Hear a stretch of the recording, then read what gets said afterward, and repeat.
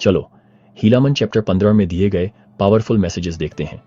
हीलामन verse 1 में हमें नेफाइट्स को एक कड़ी चेतावनी सुनने को मिलती है।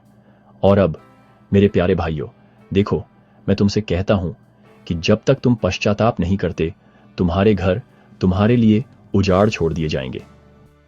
वर्स 2, हाँ, जब तक तुम पश्चाताप नहीं करते, तुम्हारी स्त्रियों के पास उस दिन विलाप करने का बड़ा कारण होगा जिस दिन वे दूध पिलाएंगी, क्योंकि तुम भागने की कोशिश करोगे और शरण का कोई स्थान नहीं होगा।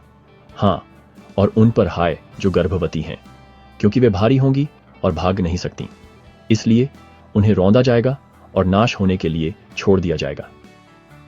वर्स 3, हाँ, इस लोगों पर हाय जिन्हें नफी के लोग कहा जाता है, जब तक वे पश्चाताप नहीं करते, जब वे इन सभी चिन्हों और अद्भुत चीजों को देखेंगे जो उन्हें दिखाई जाएंगी, क्योंकि देखो वे प्रभु के चुने हुए लोग रहे हैं।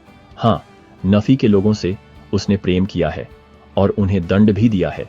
हाँ, उनके अधर्म के दिनों में उसने उन्हें दंड दिया है, क्योंकि वह उनसे प्रेम करता है। वर्स 4, लेकिन देखो मेरे भाइयों, लमनाइयों से वह घृणा करता है, क्योंकि उनके कर्म लगातार बुरे रहे हैं और यह उनके पूर्वजों की परंपरा के अधर्म के कारण है। लेकिन देखो, नेफाइट्स के उपदेश के माध्यम से उनके पास उद्धार आया है और इस उद्देश्य से प्रभु ने उनके दिनों को बढ़ाया है। वर्स 5 और 6, और मैं चाहता हूं कि तुम देखो कि उनमें से अधिकांश अपने कर्तव्य के मार्ग पर हैं और वे उसकी आज्ञाओं का पालन करते हैं। वे अथक परिश्रम से प्रयास कर रहे हैं ताकि वे अपने बाकी भाइयों को सच्चाई के ज्ञान में ला सकें।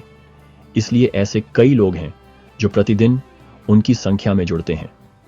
वर्स 7, और देखो तुम खुद जानते हो कि उनमें से जितने भी सच्चाई के ज्ञान में लाए जाते हैं, पवित्र धर्म ग्रंथों पर विश्वास करने के लिए प्रेरित होते हैं, जिस विश्वास और पश्चाताप से उनके हृदय में परिवर्तन आता है।